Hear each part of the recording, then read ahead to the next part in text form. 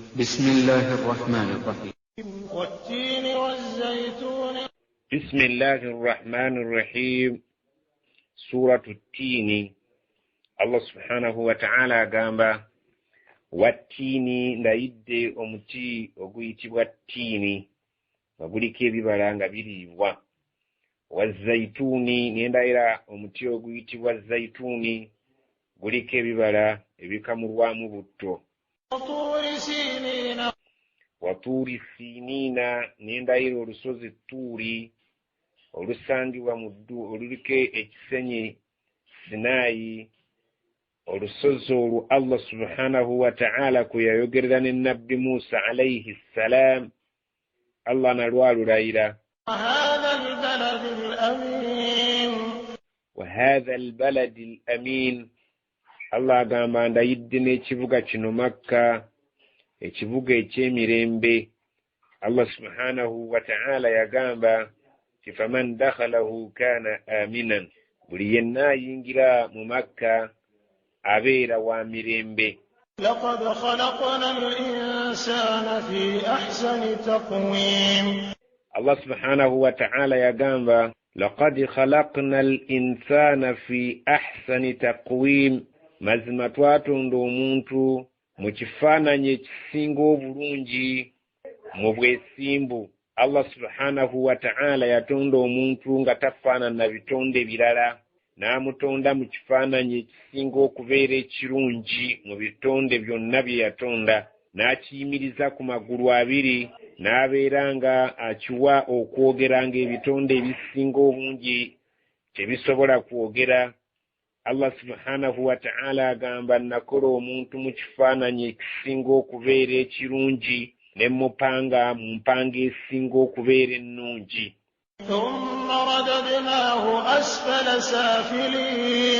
Thumma oluvannyuma olw'okubeera nti namutonda mu kifaananyi nange kye neenyumiririzaamu nti kirungi, radadnaahu tutuuka ekiseera ne tumuzza emabega, asfala saafiliin, n'abanga wa wansi nnyo mu bya wansi.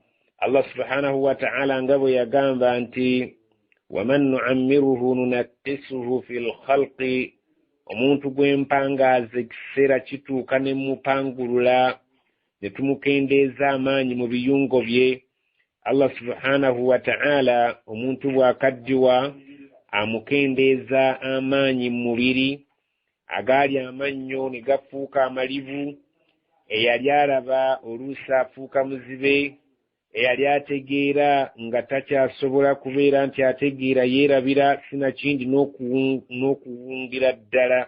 Allah subhanahu wa ta'ala azza omuntu emabega mu ngeri eyo nga gy'atugambye inna alladhina amanu wa 'amilu ssalihati falahum ajrun ghayru mamnun.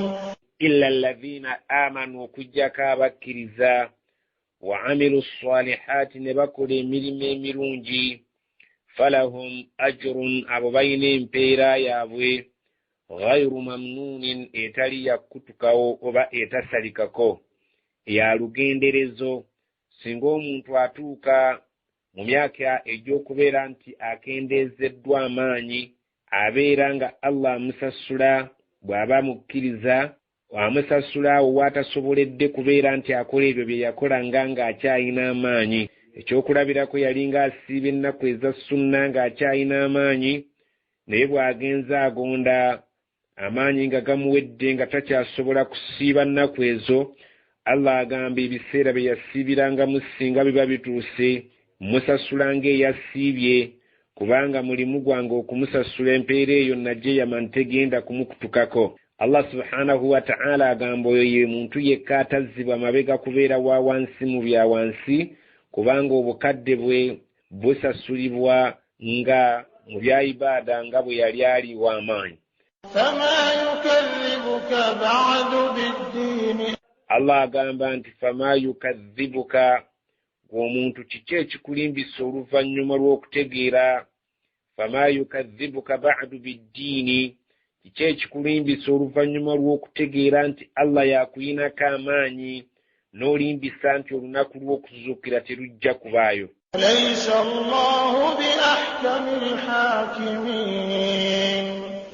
alaysa allahu tali allah subhanahu wa ta'ala bi ahkamil hakimina omulamuzi asinga abalamula bonna atalya nguzi ateeyisa bubi mu kulamula kwe. Allah subhanahu wa ta'ala tulina okukakasa nti ye mulamuzi asinga abalamuzi bonna.